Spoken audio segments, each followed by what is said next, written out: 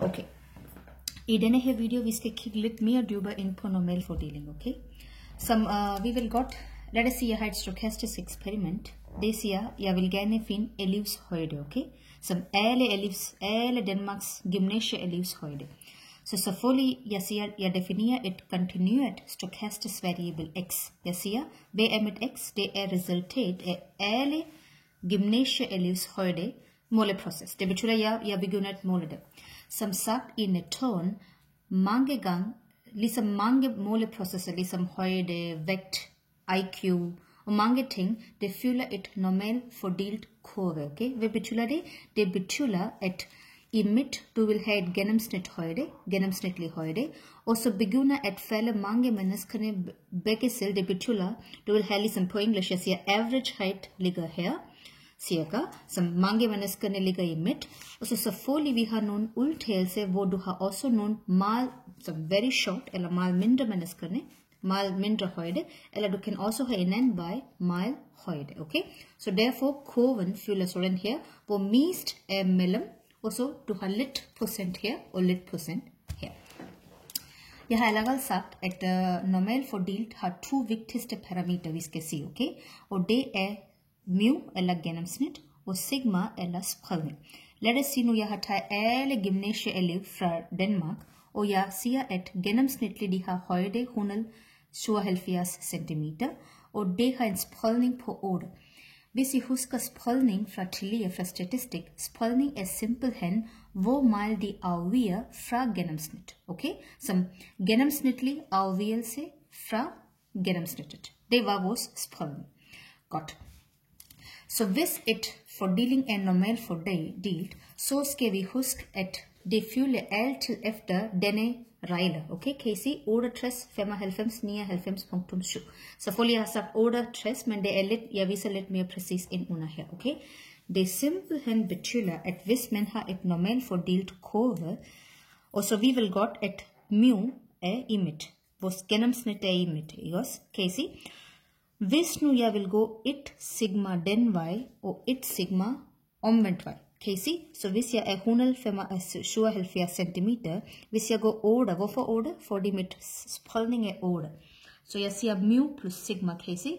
Fra mu, 8 cm den vej, så det er 185. Og hvis jeg går 8 cm baglæns, så jeg kommer på 169. Det betyder, ind under normal fordeling, 68,2% af population, eller 68,2% af alle elever vil måle mellem 169 til 185. Hvorfor? Fordi jeg gik 1 sigma den vej, 1 sigma den vej. Så husk den procent, okay? Samme mål, lad os sige, jeg vil gå 2 spredning den vej. Det betyder, i stedet for 8, jeg vil gå 16 den vej, og 16 den vej. Okay, hvis jeg går 16 den vej, så har jeg nået på 193 cm. Og hvis jeg går 16 en anden vej, så har jeg nået på 161 cm. Så hvis nu jeg kigger mellem de to, det betyder 2 sigma den vej og 2 sigma den vej, så dækker jeg 95,4%. Det betyder, jeg kan med sikkerhed sige, at 95,4% af eleverne ligger mellem 161 cm til 193. Hvis nu jeg vil gå 3 sigma begge vej, okay? Hvad betyder 3 sigma? Det betyder 8 gange 3 er 24. Så fra gennemsnit, hvis jeg vil gå 24 den vej og 24 den vej, så dækker jeg næsten 99,7%. Kan I se, jeg har stadigvæk et 0,3%. Det er exceptional undtagelse. Kan I se? Sådan sige, hvor mange eleverne er mere end 201 cm. Jeg synes, det er sjældent. Et gymnasieelev, det er mere end 201 cm. Sammen mål, det er sjældent. Et elev, det er mindre end 153 cm. I må godt spørge mig, hvordan har jeg fulgt den, okay? Det er ligesom i naturen. Det er altid, det er i naturen, at hvis man har et normal fordeling kurve, det følger den regel, okay? Så jeg viser det tydeligt her. Så mellem, hvis du har mu i midt, så hvis du går mu plus sigma den vej, og mu minus sigma, du har 68,2% af hele population mellem den. den 2, det har jeg også vist i centimeter, og hvis du går 2 sigma den vej, 2 sigma en anden vej, så det er næsten, undskyld, jeg har lavet en fejl, det er 95,4%, og hvis du går 3 sigma og 3 sigma begge veje, så næsten 99,7%. En mere ting, pas på, at den klokkekurve vil aldrig touch, okay, jeg siger touch, men på dansk det er rød, ja, touch, den vil aldrig touch x-aksen, den vil bare gå her til evig, og bare gå til evig, okay? Men vigtig ting, I skal huske, er, at hele areal, eller hele sandsyn, eller tæthed, okay, for de pas på, det er et tæthedskurve, det betyder areal, som du skal sige hele areal, okay? Areal under den hele kurve er et, det har vi også set tidligere. Men lad os lave en eksempel, eller lad os lave et opgave, så det er lidt nemmere for jer at forstå, okay? Godt. Lad os nu sige, jeg har et opgave. Jeg siger, at lad os sige smørpakker, ikke også? Lad os sige, det er normalt fordelt med mu af 250 gram. Okay. Jeg forventer, at et smørpakke, lad os sige fra danske butikkerne, danske supermarked, det vejer 250 gram. Men synes I, at alle smørpakker vejer præcis? Selvfølgelig, det kan godt være lidt spredning, ikke også? Og lad os nu sige, at med spredning er 10 gram. Så selvfølgelig, den er et normalt fordel. Så hvordan skal vi skrive? Vi vil godt, hvis vi har et normalt fordeling, så vi siger, x er normalt fordelt. Hvad er vores x? Vores x er smørpakkens vægt. Pas på, det er vores continuous stochastic variable x. Hvad er det? Smørpakkens vægt. Okay? Så vores x er normalt fordelt, så siger jeg kapital N. Og hvad er mit mu? Det er 250. Hvad er mit sigma? Det er 10 cm. Godt. Se, nu viser jeg allerede, det har jeg lavet i selv, okay? Men jeg også viser på Maple, hvordan skal man lave. Så hvis nu jeg har lavet den tæthedsfunktion, mit mu er i midt. Kan I se? Jeg har gået 1 sigma, så 250, 240. Jeg har gået så 1 sigma, frem og tilbage. 2 sigma, frem og tilbage. 3 sigma, frem og tilbage. Og jeg har også vist 4 sigma. Hvorfor jeg har vist indtil 4 sigma? Fordi jeg vil godt, når man går 3 sigma og 3 sigma den vej, næsten 99,7% er dækket. Men vi har alligevel den 0,3%, så jeg vil bare gerne blive sikker, at jeg dækker 4 sigma og 4 sigma begge vej. Okay? Godt. Samme mål, jeg har også vist en fordelingsfunktion. Hvad er en fordelingsfunktion? Det er simpelthen kumuleret probability, ikke også? Så igen, jeg har vist sigma her, og plus sigma, så sammenmål, præcis sammenmål, så vil du få et glatte, ligesom sumkurve i statistik, du vil få en glatte kurve. Okay. En mere ting, før vi hopper ind på Maple, jeg vil gerne vise jer, at ligesom på binomial fordeling, du har et punkt sandsynlighed, okay? Pas på en normal fordeling, du kan aldrig finde et specifikt interval. For eksempel, hvis nu jeg spørger jer præcis, hvor meget pakke vejer præcis 230 gram, det kan man ikke finde. Så hvis nu jeg skriver px er lige med 230, det er ikke muligt, eller det giver dig 0. Hvorfor? Fordi vi vil godt, at under normal fordeling, alt er i interval. Så hvis jeg har en stolpe, selvfølgelig jeg har et areal. Men hvis jeg har bare et linje, ligesom et punkt, hvad er et linjes areal? Det er simpelthen 0, for det areal betyder, at du skal have en længde, eller bred og højde. Men et linje eller et punkt har ingen så det er ikke muligt at have et punkt sandsynlighed. På normal fordeling, det er kun kumulativ, okay?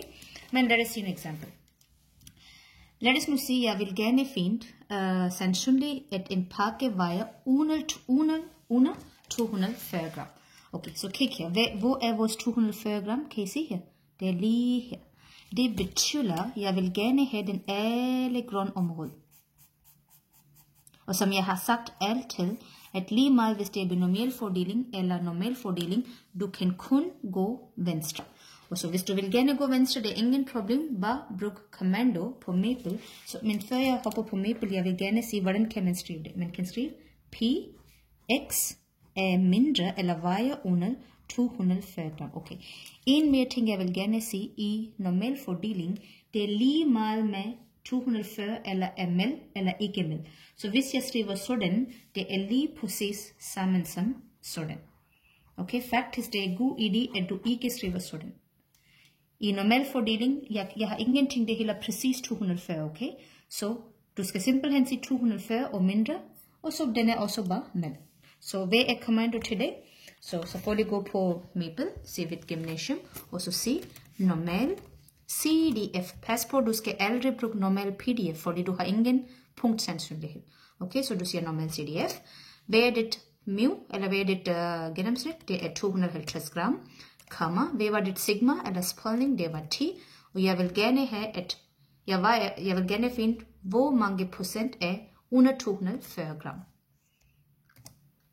Okay, det betyder 15,8%. Kan I se, jeg fik svar 0,158. Okay, det simpelthen betyder, at 15,8% pakke vejer under 240 gram. Okay, giver det mening? Godt. Lad os nu sige opgave 2. Opgave 2 siger bestemt sandsynlighed for, at en pakke vejer over 265 gram. Okay, hvor er vores 265 gram? Kan I se? Cirka her. Men nu pas på, jeg skal gå højere. Kan I se? Jeg skal gå højere. Og som sagt, man kan ikke gå højre, man kan kun gå venstre. Og når jeg siger, man kan gå venstre, man skal altid gå venstre hele til slut. Okay? Så hvad skal man lave? Fordi jeg mangler den område, så hvad skal jeg lave? Først, jeg begynder her. Jeg vil godt fra her, som til hele til slut, jeg vil godt derind, som hele klokkekors ideal er 1. Så jeg kommer 1 minus, jeg trækker den hele væk. Kan I se? 1 minus den hele væk, så jeg vil få den grønne område. Okay, så jeg simpelthen siger 1 minus normal CDF, og jeg skriver det præcis sammen, 250, 265. Okay, godt. Så jeg fik svar 0,068. Okay, så jeg kigger her. Jeg fik svar 0,0668. Hvad betyder det? Det simpelthen betyder, at det er kun 6,68% pakke, der vejer 265 gram eller mere. Så jeg kan forvente, at den kun meget sjældent vi har små pakke, det vejer 265 eller mere. Okay, lad os se nu, jeg har en anden spørgsmål, det siger bestemt sandsynlighed for et pakke vejer mellem 240 gram og 265 gram. Okay, måske jeg viser en anden farve. Det betyder, okay, lad os se her. Så jeg mangler de to områder, kan I se? Den hele røde farve. Den hele røde farve. Men nu problem er, at jeg kan ikke gå højre. Selvfølgelig jeg kan gå venstre, men problemet er, hvis jeg skal gå venstre, jeg skal gå hele. Så jeg kan ikke bare begynde her, og jeg kan ikke stoppe her, okay? Så hvad er mulighed? Okay, jeg kommer her på 265, jeg vil gå hele til slut. Og jeg kommer her, og jeg vil gå hele til slut. Så kan I se, ligesom jeg har gået fra hele den areal, minus den areal, så har jeg fået den røde farve areal. Giver det mening? Okay, så jeg ser her. Jeg kopierer den igen, så jeg behøver sikkert skrive igen. Så jeg siger normal CDF. Jeg skal først skrive den store værdi. Så jeg skriver 265 minus 240. Okay? Og det giver 77,4%. Kan I se? Det betyder den hele jeg har, så 77,4% pakke vejer mellem 240 gram til 265 gram. Okay. Indtil nu vi har set, hvor du har haft værdierne, og du finder areal eller tæt eller probability, okay? Nu det er lidt omvendt spørgsmål. Nu siger det, at bestemt 10% fraktil. Pas på, det er fraktil. Og hvis kan I huske, fraktil jeg har sagt var, okay, en mere ting her, jeg vil også gerne vise, hvordan skriver man, okay? Så jeg har sagt, første opgave, det var sådan her. Opgave nummer 2 vejer over 255 gram. Nummer 2. Nummer 3 vejer mellem 240 til 265. Okay. Nummer 4, jeg har sagt 10 fraktil og 90% fraktil, så jeg siger x ved 0,10 og x ved 0,90. Pas på alfa. De to er alfa. Alfa betyder fraktil 0,10 fraktil, og alfa er 0,90. Jeg vil gerne finde de begge to svar. Okay, Nu det är totalt omvänt. In med ting jag kan också visa, du kan också finna ett fraktil här. Kan I se? Så hvis jag vill gärna finna 10% fraktil, jag ska gå här och finna hvor man. Men det är inte en precis graf, så jag vill visa mebel. Hvis jag vill gärna finna 90% fraktil, jag vill gå här och så kigga här. Okej? Okay? Men hvis man ska finna fraktil, så ska man bruka ett nytt kommando. Det heter inv-norm. Okej? Okay? Inv. Varför in? Det betyder inverse. Okej, för du är omvänd. Du har ett real eller probability och du vill gärna finna värde till det. Okej, så jag säger in-norm. Så har jag 210, komma, pass på aldrig skriv 10% som 10%, okej? Så ska du skriva, för jag vill gärna finna 10% fraktil, så jag säger 0,10. Vad är svar? Så det är 227. Hvis I kigger her, det passer jeg. Måske det passer lidt. Kan I se? Cirka 237. Cirka. Fordi jeg har ikke tegnet så flot, okay? Hvad betyder det? Det betyder 10% af pakke vejer 237 eller under. Okay? Godt. Hvis jeg vil gerne finde 90% fraktil, lad os se. Så simpelthen copy det hele. Og så bare sæt 0,90. Okay? Okay. Og det, lad os tjekke, hvis det er rigtigt. 90, okay? Cirka 262, okay? Så hvad betyder det? Det betyder 90% af alle Danmarks små pakker, det vejer 262 gram eller under. Godt, det var vores fraktil. En sidste ting, hvis, så får de den figur, jeg har tegnet selv, okay? Men hvis jeg vil gerne tegne på mebel, først lad os se, hvordan tegner man en tæthedsfunktion. Okay, så man siger simpelthen plot, og så siger man normal. Pas på, nu siger man pdf, selvom vi aldrig bruger pdf til opgave. Men når du tegner tæthedsfunktion, så siger pdf, så siger du dit mu, eller gennemsnit, kommer dit spredning, kommer x. Og så du siger x er lige med, nu det er det vigtigste, okay? Kig her. Vi har lært, at hvis jeg vil gerne dække en hele klokkekurve, jeg vidste godt, at hvis jeg går 3 sigma den vej og 3 sigma den vej, det dækker næsten 99,7%. Men bare for en sikkerheds skyld, jeg vil anbefale, at når I tegner på mebel, gå 4 sigma den vej og 4 sigma den vej. Så hvis jeg går 4 sigma den vej, hvad er mit 4 sigma? Det betyder 40 gram den vej og 40 gram en anden vej. Så hvis du er midt i 250, kig her, hvis du er 250, hvis du går 40 den vej, så du kommer på 210, fordi det er 10 som 4 sigma, 4 gange 10 er 40, så 210, og hvis du går 40 den vej, så har du 290. Så jeg siger 210, og så slut, og kan I se? Så har I fået hele klokkekurve. Ja, godt. Hvis nu jeg vil gerne tegne en fordelingsfunktion, eller ligesom sumkurve, okay? Så simpelthen copy det hele. Jeg vil også ikke skrive det hele. Og i stedet for pdf, simpelthen skrive det som cdf, okay? Så præcis ingen forskel. Undtaget den pdf og cdf, og så enter. Og så bare sæt en gitter, se, vælge den. Gå, og så hvis du vil gerne se lidt mere tydeligt, bare sæt en gitter, og så kan du se en fordelingsfunktion. Så pas på, det er tæthedsfunktion, ligesom histogram fra statistik, og det er vores fordelingsfunktion, ligesom sumkurve. Så det er sådan, at man laver et normal fordeling opgave i mebel.